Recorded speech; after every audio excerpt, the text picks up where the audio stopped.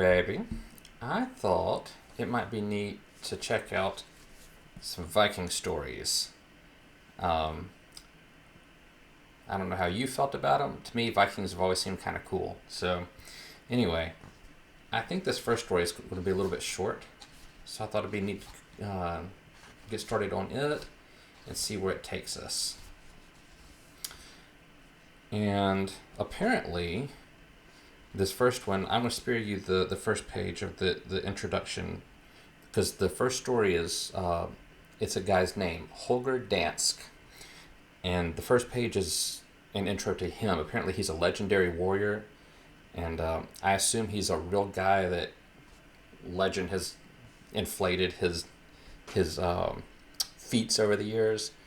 But apparently he's defended the kingdom and whatever else, so that's kind of neat. So anyway, yeah, this first story is Holger Danske.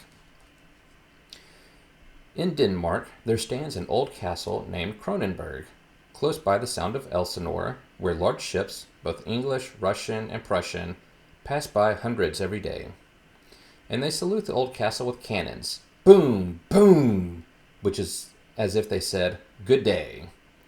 And the cannons of the old castle answer, boom! Which means, many thanks.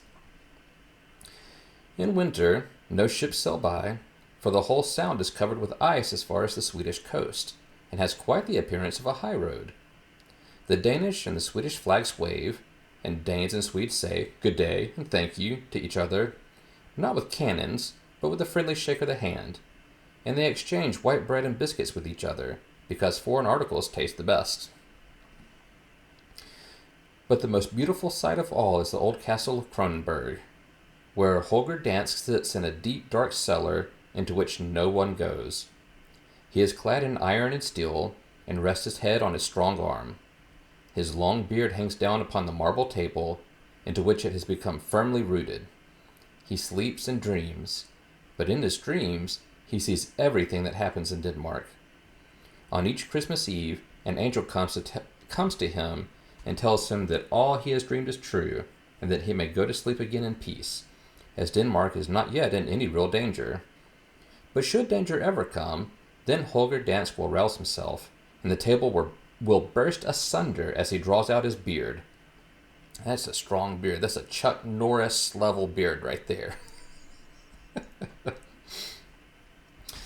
Oh. Then he will come forth in his strength and strike a blow that shall sound in all the countries of the world. An old grandfather sat and told his little grandson all this about Holger Danske, and the boy knew that what his grandfather told him must be true. As the old man related the story, he was carving an image in wood to represent Holger Danske, to be fastened to the prow of a ship. For the old grandfather was a carver in wood, that is, one who carved figures for the heads of ships, according to the names given to them. And now he had carved Holger Danske, who stood there erect and proud, with his long beard holding in one hand his broad battle-axe, while with the other he leaned on the Danish arms.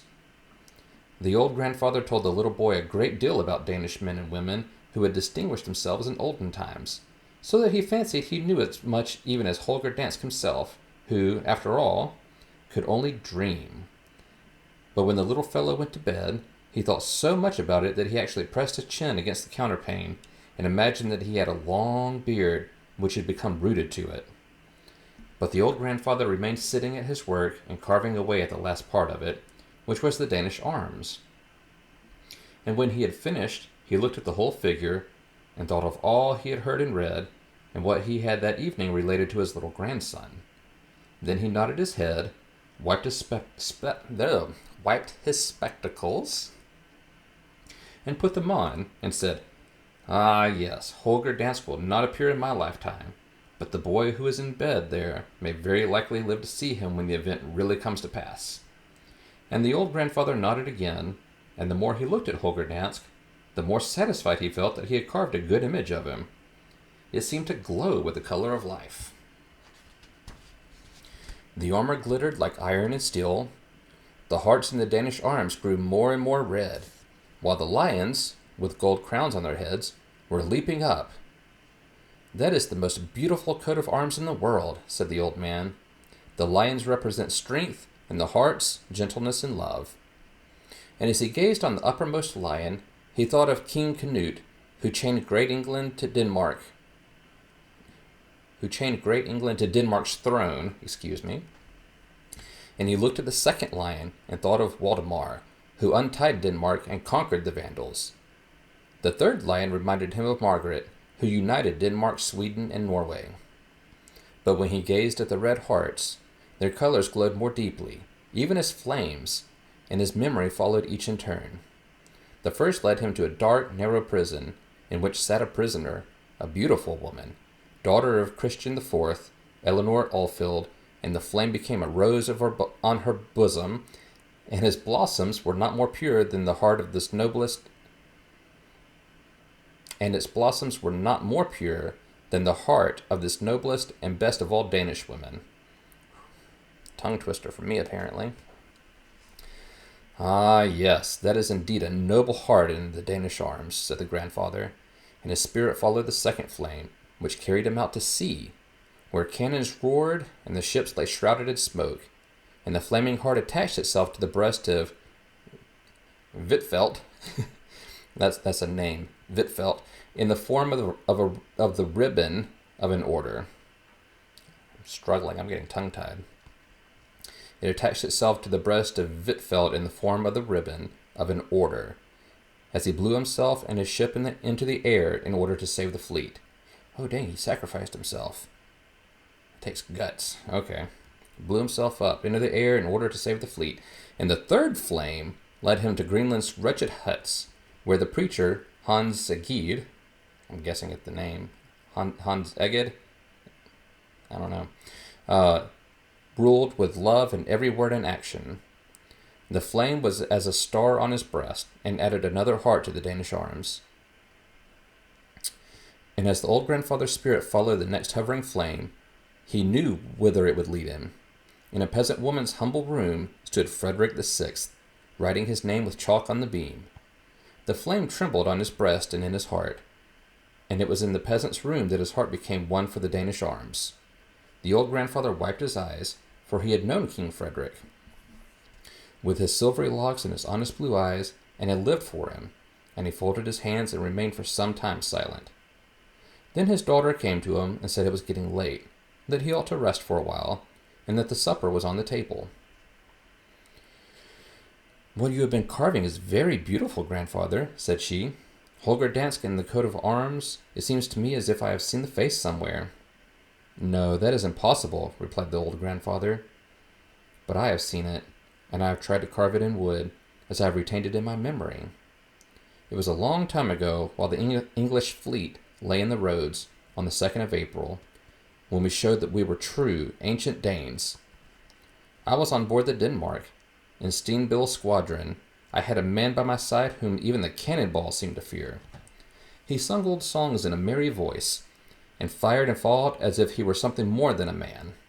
I still remember his face, but from whence he came or whither he went, I know not. No one knows. I have often thought it might have been Holger Danske himself, who has swam down to us from the Kronenberg to help us in the hour of danger. That was my idea, and there stands his likeness." The wooden figure threw a gigantic shadow on the wall, and even on part of the ceiling. It seemed as if the real Holger Danske stood behind it, for the shadow moved, but this was no doubt caused by the flame of the lamp not burning steadily. Then the daughter-in-law kissed the old grandfather and led him to a large armchair by the table, and she and her husband, who was the son of the old man and the father of the little boy who lay in bed, sat down to supper with him. And the old grandfather talked of the Danish lions and the Danish hearts, emblems of strength and gentleness, and explained quite clearly that there is another strength than that which lies in a sword, and he pointed to a shelf where lay a number of old books, and amongst them a collection of Holberg's plays, which are much read and are so clever and amusing that it is easy to fancy we have known the people of those days who are described in them. "He knew how to fight also," said the old man, "for he lashed the follies and prejudices of people during his whole life." Then the grandfather nodded to a place above the looking-glass, where he hung an almanac, with the representation of the Round Tower upon it, and said, "Tycho Brahe, was another of those who used a sword, but not one to cut into the flesh and bone, but to make the way of the stars of heaven clear, and plain to be understood. And then he whose father belonged to my calling, yes, he, the son of my old image carver, he whom we ourselves have seen, with his silvery locks and his broad shoulders, whose name is known in all lands, yes, he was a sculptor, while I am only a carver. Holger Danske can appear in marble, so that people in all countries of the world may hear of the strength of Denmark. Now let us drink the health of Bertel. Boy, these names are tough. I like Vikings and Norse culture, but names are tough. But the little boy in bed saw plainly the old castle of Kronenberg, and the sound of Elsinore, and Holger Danske, far down in the cellar, with his beard rooted to the table, and dreaming of everything that was passing above him. And Holger Danske did dream of the little humble room in which the image carver sat. He heard all that had been said, and he nodded in his dreams, saying, "Ah, yes. Remember me, you Danish people? Keep me in your memory. I will come to you in the hour of need." The bright morning light shone over Kronenberg, and the wind brought the sound of the hunting horn across from the neighboring shores. The ships sailed by and saluted the castle with the boom of the cannon, and Kronenberg returned the salute. Boom, boom! But the roaring cannons did not awaken Holger Danske, for they meant only good morning and thank you. They must fire in another fashion before he awakes. But wake he will, for there is energy yet in Holger Danske. That wasn't my favorite story, but it was, interesting. I think probably as we go further on, we'll hit some that we like better. There's a bunch in there. We got a lot to try. Anyway, thanks for sticking with me through our first Viking story, and I'm getting tongue-tied, so I think I'm going to end it here. But I love you very much, and I can't wait to see you again.